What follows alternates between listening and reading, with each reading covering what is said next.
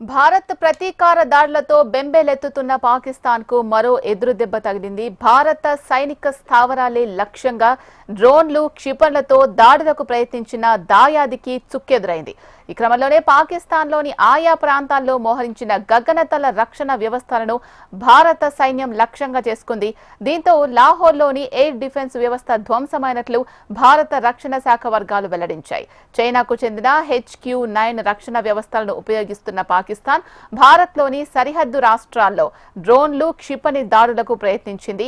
అవంతిపుర, శ్రీనగర్, జమ్మూ, పఠాన్కోట్, అమృత్సర్, కపుర్తలా, జలంధర్, అదాంపూర్, భటిండా, చండీగఢ్, నాల్, ఫలోడి, భుజ్ తదితర ప్రాంతాల్లోని సైనిక స్థావరాలను లక్ష్యంగా చేసుకునేందుకు ప్రయత్నించింది. అయితే వీటిని ఇంటిగ్రేటెడ్ కౌంటర్ UAS గ్రిడ్ గగనతల రక్షణ వ్యవస్థలతో సమర్థంగా అడ్డుకున్నట్లు రక్షణ శాఖ వెల్లడించింది. పాకిస్తాన్ దాడులకు రుజువుగా వీటి శకలాలను ఆయా ప్రాంతాల నుంచి సేకరిస్తున్నట్లు తెలిపింది. ఈ క్రమంలోనే భారత్ ప్రతీకార దాడులకు దిగింది. పాకిస్తాన్లో వివిధ ప్రాంతాల్లో ఉన్న గగనతల రక్షణ రాడార్లు వ్యవస్థలను లక్ష్యంగా చేసుకుని సైన్యం విరుచుకుపడింది. ఈ క్రమంలోనే లాహోర్లోని ఎయిర్ డిఫెన్స్ వ్యవస్థ ధ్వంసమైనట్లు విశ్వసనీయంగా తెలిసింది.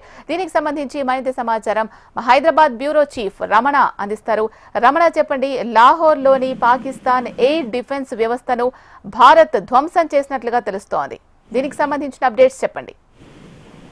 చీనా అంటే మధ్యాహ్నమే ఎంత ఇన్సిడెంట్ జరిగిపోయింది.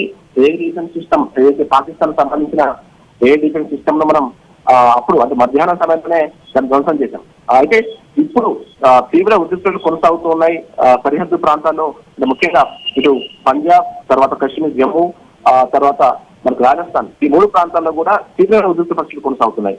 అటు దాడులు తెగ అంటే ప్రతి దాడులు అనే పరిస్థితుల్లో ప్రస్తుతం అయితే ఇక్కడ సిచ్యువేషన్ ఉంది. అయితే ముఖ్యంగా ఇక్కడ చెప్పుకోవాల్సింది భారత్ సంబంధించినటువంటి సైన్యం మన త్రివిధ దళాలు అంటే త్రివిధ దళాల్లో ముఖ్యంగా ఇప్పుడు ఎయిర్ ఫోర్స్ టీమ్స్ అయితే మనం చాలా గట్టిగా వారికి సమాధానం చెప్తున్నాం, గట్టిగా బదులిస్తున్నాం అని చెప్పి చెప్పుకోవచ్చు. ఎందుకంటే చాలా గొప్పగా చెప్పుకునే పాకిస్తాన్ చెప్పుకునే F-16 యుద్ధ విమానాన్ని కూడా మనం కూల్చేసాం. రాజస్థాన్ లో ప్రస్తుతం ఆ F-16 యుద్ధ విమానాన్ని కూల్చేసాం.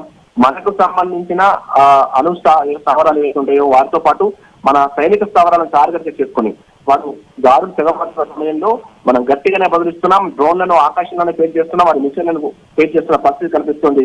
మనకు సంబంధించిన S-400 రాడార్ సిస్టమ్ ద్వారా వీటిని గుర్తించడమే కాదు, వెంటనే వాటిని పూర్తిగా అంటే మనం వెంటనే ఆ టార్గెట్లను రీచ్ అవుతున్న పరిస్థితి కనిపిస్తుంది. ప్రస్తుతం చాలా వరకు వారికి సంబంధించిన మిసైల్స్ తర్వాత డ్రోన్లను పూర్తిగా గాల్లోనే పేల్చేసిన పరిస్థితి కనిపిస్తుంది. చాలా గట్టిగా బదులిస్తుంది మన సైన్యం. ప్రస్తుతం దీనికి సంబంధించి అంటే ఇలాంటి పరిస్థితి ఇప్పుడు కంటిన్యూ అవుతుంది కాబట్టి ఈ ప్రస్తుతం సరిహద్దుల్లో ఉన్నటువంటి పరిస్థితులపై అటు దేశ ప్రధాని మోదీ మన భద్రతా సలహాదారు అజిత్ దోవల్తో కీలక సమావేశం ఏర్పాటు చేశారు. మరోవైపు రక్షణ శాఖ మంత్రి రాజ్నాథ్ సింగ్ వివిధ దళాధిపతులతో సమావేశం కొనసాగిస్తున్నారు. ఎప్పటికప్పుడు పరిస్థితులు సమీక్షిస్తున్నారు. ఆల్రెడీ 3 రాష్ట్రాల్లో కూడా ప్రభుత్వాల్లో సంబంధించి అక్కడ అలర్ట్ చేశారు. పూర్తి స్థాయిలో ప్రజలు ఎవరు కూడా బయటకు రావద్దు కూడా హెచ్చరికలు జారీ చేశారు. చాలా తీవ్రమైన ఉద్రిక్తతలు కొనసాగుతున్నాయి. కానీ చాలా అంటే మనం మంచి గొప్పగా మాట్లాడుకున్న విషయం మనమైతే మన సైన్యం అయితే చాలా ముందుగా అంటే వారిని శత్రు సంబంధించిన ఏవైతే వాళ్ళు మిసైల్స్ రాకెట్స్ మనపై దాడులు చేస్తారో వాటిని సమర్థవంతంగా తిప్పుకొట్టగలుగుతున్నాం.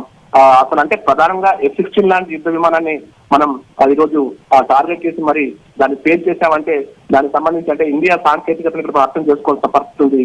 చాలా గట్టిగానే మనం సమాధానం చెప్తున్న పరిస్థితి ఉంది.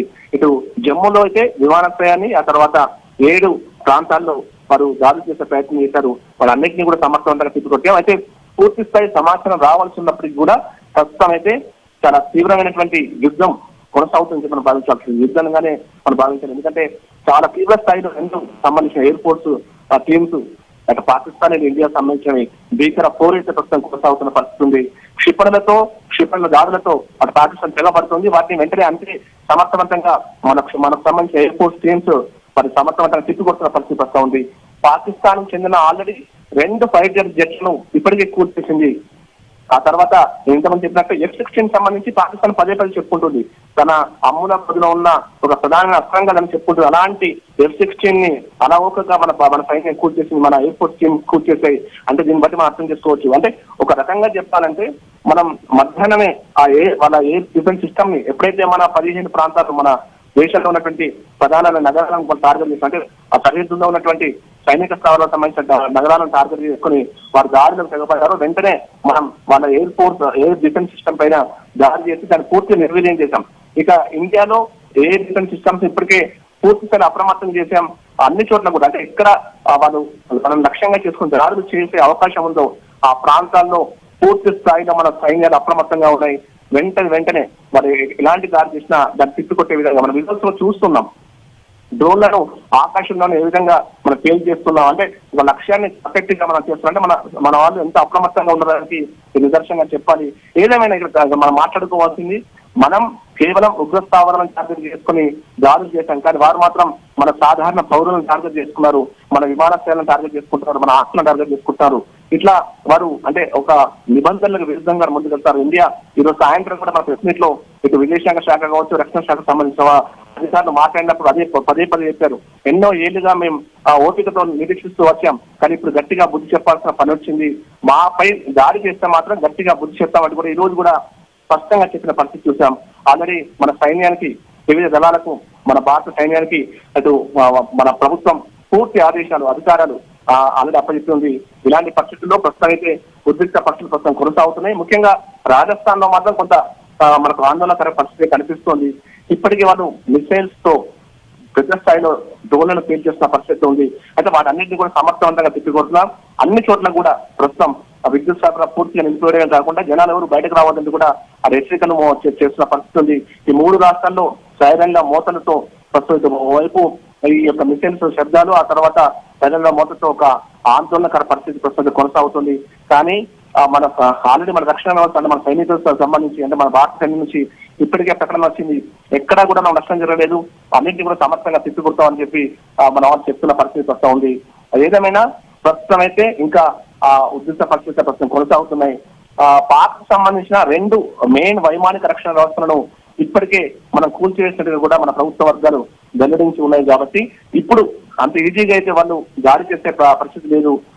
అంటే ఖచ్చితంగా ఇప్పుడున్న పరిస్థితుల్లో తమ సామర్థ్యాన్ని బయటకు చెప్పడం కోసం కావచ్చు, తమకు స్వదేశంలో వస్తున్నటువంటి ఒత్తిడి మేరకు పాకిస్తాన్ ఇలాంటి దాడులకు పాల్పడుతున్నది ముందే ఊహించినటువంటి మన సైన్యం అప్రమత్తంగా ఉంది. కాబట్టి ఎక్కడికక్కడ ఆ దాడుల్ని ఎదుర్కొంటుంది, దానికి దాడులకు ప్రతి దాడులు చేస్తూ వస్తుంది.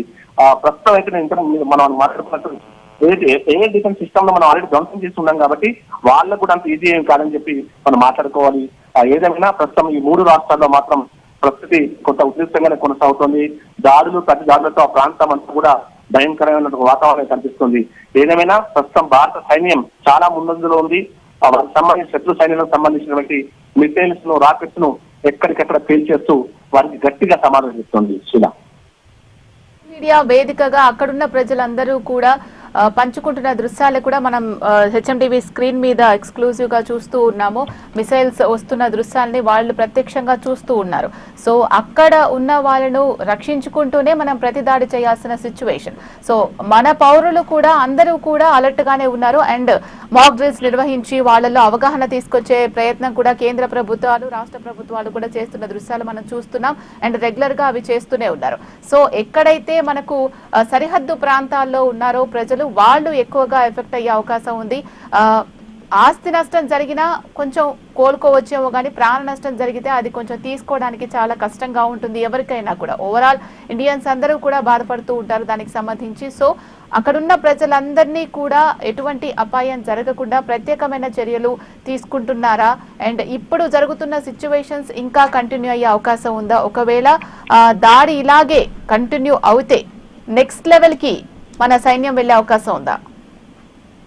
అన్నప్రశీల, అంటే ఆల్రెడీ మనం అప్రమత్తతోనే ఉన్నాం. ఎప్పుడైతే పహల్గాం దాడులు జరిగిన తర్వాత ఈ అంతా ప్లాన్ గానే ఉన్నాం. అంటే ఆల్రెడీ నిన్న చూసాం, మన దేశవ్యాప్తంగా కూడా ఎక్కడైతే అన్ని చోట్ల కూడా మనం మాక్ డ్రిల్స్ చేసుకుని ఉన్నాం. ఇటు వైద్య శాఖకు సంబంధించిన వాళ్ళ సిబ్బంది అప్రమత్తం చేయడంతో పాటుగా సైన్యానికి సంబంధించి అందరికి పారామిలిటరీకి సంబంధించిన బలగాలకు సంబంధించిన సెలవులు కూడా రద్దు చేశారు. అన్ని చోట్ల పూర్తి స్థాయిలో అక్కడ ప్రభుత్వాలను అప్రమత్తం చేశారు. ముఖ్యంగా సరిహద్దు రాష్ట్రాలకు సంబంధించి మరింత అప్రమత్తత కొనసాగుతూ వచ్చింది.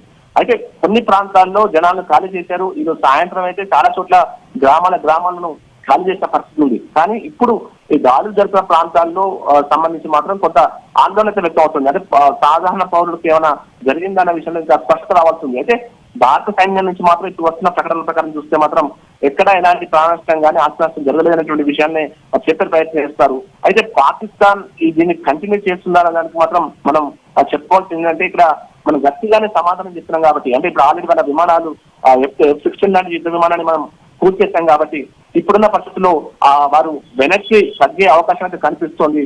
మరి కాసేపట్లో దాని గురించి స్పష్టత వచ్చే అవకాశం, ఎందుకంటే వారు ఏ మిషన్స్ పంపినా కూడా ఆ మిషన్స్ వెంటనే గాల్లోనే ఫెయిల్ చేసిన పరిస్థితి ప్రస్తుతం ఉంది. చాలా గట్టిగా సమాధానం చెప్తున్నాం కాబట్టి శత్రు దేశం వెనుకంజ వేసే అవకాశాలు దాదాపుగా కనిపిస్తున్నాయి. ఒకవేళ వారు మితిమీరి ప్రవర్తించినా, కొంత హద్దు మీది ప్రవర్తించినా, మన సైనిక స్థావరాలు టార్గెట్ చేసుకుని ఇంకా ముందుకెళ్లే ప్రయత్నం చేస్తే మాత్రం అప్పుడు తీవ్రమైన చర్యలు తప్పవంటూ కూడా ఆల్రెడీ రక్షణ శాఖ మంత్రి ఆల్రెడీ మాట్లాడి ఉన్నారు, ప్రకటనలు చేసి ఉన్నారు. మన విదేశాంగ సంబంధించిన శాఖకు సంబంధించిన అధికారులు కూడా ఈరోజు ప్రెస్ మీట్ అదే విషయం స్పష్టం చేశారు. వారు దాడులు చేస్తే దానికి ప్రతిదాడులు తప్పవు, చాలా భారీ మూల్యం పాకిస్తాన్ చెల్లించుకోక తప్పని కూడా స్పష్టం చేస్తున్న పరిస్థితి కనిపించింది. ఇప్పుడు జరుగుతున్న ఈ యుద్ధంలో మాత్రం, అంటే ఇప్పుడు జరుగుతున్న ఈ ఫైట్ లో మాత్రం ఆల్రెడీ మన సైన్యం చాలా పైచి సాధించింది కాబట్టి ఇప్పుడు అంత ఈజీగా వాళ్ళు ఈ ఫైట్ కంటిన్యూ చేస్తారో మాత్రం అనుకోవడం లేదు. ఒకవేళ కంటిన్యూ చేస్తే మాత్రం అప్పుడు పరిస్థితి వేరేలాగా ఉండే అవకాశం ఉంది. మన అమలు పొందిలో ఉన్నటువంటి అస్త్రాలన్నింటి కూడా పూర్తి స్థాయిలో ఉపయోగించే అవకాశం ఉంది. ఆల్రెడీ వారి రాడార్ వ్యవస్థ కావచ్చు, మిగతా అంతా కూడా విధ్వంసంగా ఉన్న పరిస్థితుల్లో వాళ్ళు అంత ఈజీగా టార్గెట్లను రీచ్ అయ్యే పరిస్థితి ప్రస్తుతం లేదు. సో వాళ్ళంటే అంటే ఖచ్చితంగా వెనుకంజ వేసే అవకాశాలు కనిపిస్తున్నాయి. ఎప్పటికప్పుడు మనకి ఇక్కడ భారత ప్రధాని కావచ్చు, మిగతా అధికారులంతా కూడా అప్రమత్తంగా ఉన్నారు, ఎప్పటికప్పుడు మాట్లాడుతున్నారు. ఆల్రెడీ ఇంతకుముందు చెప్పినట్టు రాజ్నాథ్ సింగ్ అయితే వివిధ దళాధిపతులతో సమావేశమయ్యారు. ఎప్పటికప్పుడు ఇక్కడ నుంచి వారికి సూచనలు సలహాలు ఇస్తూ ఉన్నారు. అయితే ఇప్పుడు మీరు ఇంతకుముందు మనం మాట్లాడుకున్నట్టు సామాన్య ప్రజలకు, సాధారణ పౌరులకు ఎలాంటి ప్రాణ నష్టం జరగకుండా చూడాల్సిన బాధ్యత మనకు ఉంది కాబట్టి దానికి సంబంధించి మాత్రం అక్కడ స్థానిక ప్రభుత్వాలు జాగ్రత్తలు తీసుకుంటున్నాయి. వెంటనే మనం ఖాళీ చేసే ప్రయత్నం చేస్తున్నాయి. ఆ తర్వాత ఎక్కడైతే ప్రస్తుతం యథార్థ జరుగుతున్నాయో ఆ ప్రాంతంలో మాత్రం పూర్తిగా విద్యుత్ సరఫరా నిలిపివేయడంతో పాటు ఎవరిని బయటకు రావద్దంటూ కూడా అప్రమత్తం చేశారు. చాలా జాగ్రత్తగానే చర్యలు చేపడుతున్నారు. ఇటు మన సైన్యం ఎయిర్ ఫోర్స్ టీమ్స్ అయితే పూర్తి స్థాయిలో అప్రమత్తం ఉన్నాయి. మన ఎయిర్ సంబంధించినటువంటి మన డిఫెన్స్ సిస్టమ్ కూడా అన్ని చోట్ల అప్రమత్తమై ఉంది కాబట్టి పూర్తి స్థాయిలో ఎక్కడెక్కడ నుంచి దాడులు జరిగే అవకాశం ఉందో వాటిని ముందుగానే పసిగట్టి వాటిని గాల్లోనే వాటిని ఫేస్ చేసేటువంటి ప్రక్రియ కూడా ప్రస్తుతం కొనసాగుతుంది. ఏదేమైనా ప్రస్తుతం చాలా తీవ్ర స్థాయిలో ఈ పోరు సాగుతోంది. మరి చూడాలి, పాకిస్తాన్ దాదాపు వెనుకంజ వేసే అవకాశం స్పష్టంగా కనిపిస్తుంది. మరి ఇప్పటికే తీవ్రమైన నష్టంలో పాకిస్తాన్ ఉంది. వారు ఎయిర్ డిఫెన్స్ సిస్టమ్ పూర్తి ధ్వంసం చేయడంతోనే వారు చాలా పెద్ద నష్టాన్ని ఈ రోజు పొందినట్టుగా చెప్పాలి. ఇప్పుడు F-16 లాంటి యుద్ధ విమానాలు కావచ్చు, తర్వాత వారి మిసైల్స్ అన్ని కూడా పూర్తిగా ధ్వంసం అవుతున్న పరిస్థితుల్లో వారికి ఇట్లా చేసే పరిస్థితి, అంటే ఇంకా ముందు వెళ్లే పరిస్థితి దాదాపు లేదు. చాలా గట్టిగా మనం సమాధానం చెప్తున్నాం. ఇంకా అవసరమైతే మరింత ముందుకు, అంటే వారు ఎప్పుడెక్కడ దాడులు చేస్తున్న దాడుల బయట కూడా వెళ్లే అవకాశం ఉంటుంది కాబట్టి పాకిస్తాన్ అంత దుస్సాహసానికి పాల్పడే అవకాశం అయితే లేకపోవచ్చు. ఒకవేళ అలాంటి పరిస్థితి వస్తే మాత్రం ఇండియా ఖచ్చితంగా నెక్స్ట్ ఫేజ్ అంటే ఖచ్చితంగా తీవ్ర పరిణామాలు ఉంటాయని ఆల్రెడీ స్టేటస్ జారీ చేస్తుంది. ఎలాంటి ప్రయత్నం చేసే అవకాశం ఉంది, ఇంకా తీవ్రమైన స్థాయిలో దాడులు చేసే అవకాశం కూడా స్పష్టంగా కనిపిస్తుంది. ప్రస్తుతం అయితే అన్ని చోట్ల మనకి పూర్తి స్థాయిలో అప్రమత్తత కొనసాగుతున్న పరిస్థితి ప్రస్తుతం మనకు ఈ బార్డర్స్ లో కనిపిస్తుంది. శిలా, పాకిస్తాన్ రాడార్ వ్యవస్థను, ఎయిర్ డిఫెన్స్ వ్యవస్థను మనం ధ్వంసం చేయడం జరిగింది. మరి ఈ నేపథ్యంలో పాకిస్తాన్ ప్రత్యామ్నాయ మార్గాల ద్వారా దాడి చేసే అవకాశాలు ఏమే ఉన్నాయి? అంటే దాదాపుగా వారికి సంబంధించి అంటే దాదాపు అంటే చైనా, ఆ తర్వాత విదేశాల నుంచి కొనుగోలు చేసినటువంటి వ్యవస్థల ద్వారా వారు ఇప్పుడు ఫైట్ చేసే ప్రయత్నం చేస్తున్నారు. అయితే పాకిస్తాన్ పదే పదే తమకు సంబంధించి తమ దగ్గర ఉన్నటువంటి F-16 గురించి చాలా గొప్పగా చెప్తూ ఉంటుంది. అలాంటి F-16 లాంటి యుద్ధ విమానాలను కూడా, అలాంటి టార్గెట్స్ కూడా, అంటే F-16 ఆల్రెడీ ఈరోజు ఉపయోగించింది, అలాంటి F-16 మనం ఈరోజు కూల్చేసాం.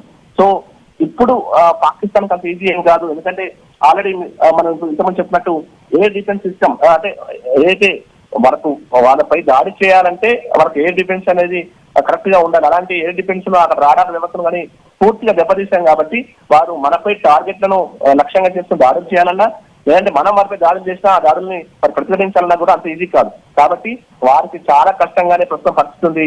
ఇలాంటి పరిస్థితుల్లో పాకిస్తాన్ మనపై దాడి చేయాలన్నా, మనపై ఆ పోరు కంటిన్యూ చేయాలంటే మాత్రం అంత ఈజీ కాదు.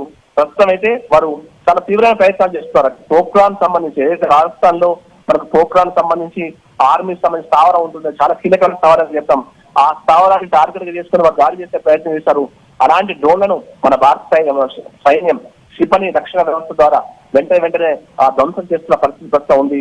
అన్ని చోట్ల కూడా ఎక్కడ ప్రాణ నష్టం జరగకుండా చాలా జాగ్రత్తలు తీసుకుంటూనే మనం దాడులు చేస్తూ ఉన్నాం.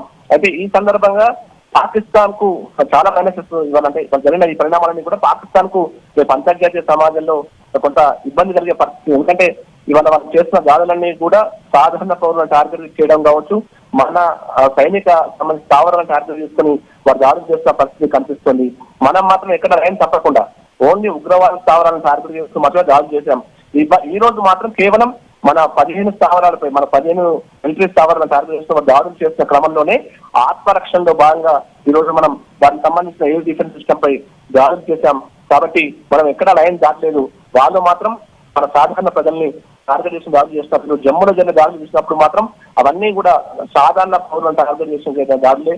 దాదాపు 7 ప్రాంతాల్లో వాళ్ళు లక్ష్యాలను టార్గెట్ చేసుకుని వారు దాడులు చేసే ప్రయత్నం చేశారు. విమానాశ్రయాన్ని టార్గెట్ చేశారు. కానీ వాటన్నిటినీ కూడా సమర్థవంతంగా మన వాయు సైన్యం తిప్పికొట్టింది. ప్రస్తుతం చాలా భీకరంగా ఈ యుద్ధం అయితే కొనసాగుతుంది. ప్రస్తుతం సరిహద్దు ప్రాంతంలో తీవ్రమైన ఉద్రిక్త పరిస్థితులు కొనసాగుతున్నాయి. ప్రపంచం అంతా కూడా కొంత ఆందోళన అయితే వ్యక్తం చేస్తుంది. ఎందుకంటే 2 దేశాలు కూడా అణ్వాయుధ సామర్థ్యం ఉన్న దేశాలు. ఇలాంటి పరిస్థితుల్లో ఒకవేళ యుద్ధం జరిగితే మాత్రం తీవ్ర పరిస్థితులు ఉంటాయి. కాబట్టి చాలా వరకు ఆందోళన అయితే వ్యక్తం అవుతున్నాయి. అన్ని దేశాలు కూడా ఈ 2 దేశాలు సంయమనం పాటించాలని కోరుతున్నాయి. అయితే ఈ రోజు మన ప్రభుత్వం నుండి అంటే ఏదైతే కేంద్ర విదేశాంగ శాఖ సంబంధించిన అధికారులు కావచ్చు, రక్షణ శాఖ సంబంధించిన అధికారులు చాలా స్పష్టంగా కొన్ని విషయాలు అంతర్జాతీయ సమాజం చెప్పే ప్రయత్నం చేశారు. మేము ఎన్నో ఏళ్లుగా ఈ ఉగ్రవాదం అనేటువంటి దానిలో ఈ సమస్యతో ఇబ్బంది పడుతున్నాం. చాలా మంది అమాయకుల ప్రాణాలు పాకిస్తాన్ పొట్ట పెట్టుకుంది. పాకిస్తాన్ ప్రేరేపిస్తున్న ఉగ్రవాదులే ఈ పనంతా చేస్తారు. మేము ఎన్నిసార్లు పాకిస్తాన్ చెప్పే ప్రయత్నం చేసినా కూడా పాకిస్తాన్ తీరులో మార్పు లేదు. కాబట్టి ఈ రోజు ఈ దాడులకు మేము పాల్పడాల్సి వస్తుంది. ఒకవేళ ఈ పాకిస్తాన్ మాత్రం మాపై దాడికి పాల్పడితే ఖచ్చితంగా సరైన జవాబు చెప్తుంటామని కూడా ఆల్రెడీ మన అధికారులు చెప్పి ఉన్నారు. కాబట్టి ఇప్పుడు వచ్చే రోజుల్లో మాత్రం పరిస్థితి చాలా తీవ్రంగానే ఉండే అవకాశం ఉంటుంది. ఇప్పుడు పాకిస్తాన్ ఈ చర్య ఏదైతే ఉందో ఆ చర్యకు ప్రతి చర్యగా భారతదేశం సంబంధించి కూడా ఆల్రెడీ అంటే అది ఇప్పుడు మనం ఆక్రమిత కాశ్మీర్ గురించి పదే మాట్లాడుతున్నాం. ఎందుకంటే ఆక్రమిత కాశ్మీర్లోనే ఎక్కువగా ఈ ఉగ్రవాద స్థావరాలున్నాయి. కాబట్టి ఒకవేళ మనం ఆక్రమిత కాశ్మీర్ పై కూడా పూర్తి స్థాయి నియంత్రణ తీసుకొచ్చే ప్రయత్నం కూడా మన సైన్యం చేయకపోదు. ఎందుకంటే ఇప్పుడు చాలా గొప్ప ఛాన్స్ వచ్చింది అనేటువంటి విషయమైనా ఇటు రక్షణ శాఖ కావచ్చు, చాలా సీనియర్ రిటైర్డ్ ఆఫీసర్లు కూడా అదే అభిప్రాయం చెప్తున్నారు. ఇప్పుడు పట్టు సాధించాం కాబట్టి దీన్నే మనం కరెక్ట్ గా తీసుకొని ఈ సందర్భాన్ని కరెక్ట్ గా తీసుకొని మనం ఇంకా దాడులు కొనసాగించాలి. పూర్తి స్థాయిలో పాకిస్తాన్ పై పట్టు సాధించాలి. ఇలాంటి అవకాశం మళ్ళీ రాదంటూ కూడా పదే అందరూ కూడా చెప్తున్న పరిస్థితి కనిపిస్తుంది. ఇక ఇటు మన భారత ప్రభుత్వం కూడా దాదాపుగా అంటే 62 సంవత్సరాలుగా మేము ఓపికతో ఉన్నాం. ఇక ఓపిక మాకు నశించింది అనే విషయాన్ని ఈ రోజు మన విదేశాంగ శాఖ అధికారులు చెప్పే ప్రయత్నం చేశారు. అంటే ఇవన్నీ కూడా మెసేజ్ అంటే కూడా మనకు క్లియర్గా అర్థం అవుతుంది. పాకిస్తాన్ కు వచ్చే రోజుల్లో చాలా తీవ్రమైనటువంటి మన నుంచి చర్యలు ఉండే అవకాశం ఉంటుంది. కాబట్టి అంత ఈజీగా అయితే లేదు. పాకిస్తాన్ ఆత్మరక్షణలో పడాల్సిన పరిస్థితి ప్రస్తుతం నెలకొందని చెప్పి మనం భావించాల్సి ఉంటుంది. ఇప్పుడు జరుగుతున్న ఏదైతే ఈ యుద్ధం ఉందో అంటే ఇప్పుడు జరుగుతున్న ఈ పోర్ ఏదైతే ఉందో ఆ పోర్లో మాత్రం మన ఎయిర్ ఫోర్స్ టీం చాలా అద్భుతంగా పనిచేస్తోంది. వాళ్ళకి సంబంధించి గట్టిగా బదిలిస్తుంది. వారు ఏదైతే టార్గెట్ చేసుకుని గట్టిగా బదిలిద్దామని ప్లాన్ చేశారు, కానీ ఆ ప్లాన్ అంతా కూడా ఈ రోజు మనం తిప్పికొట్టగలిగామని చెప్పాలి.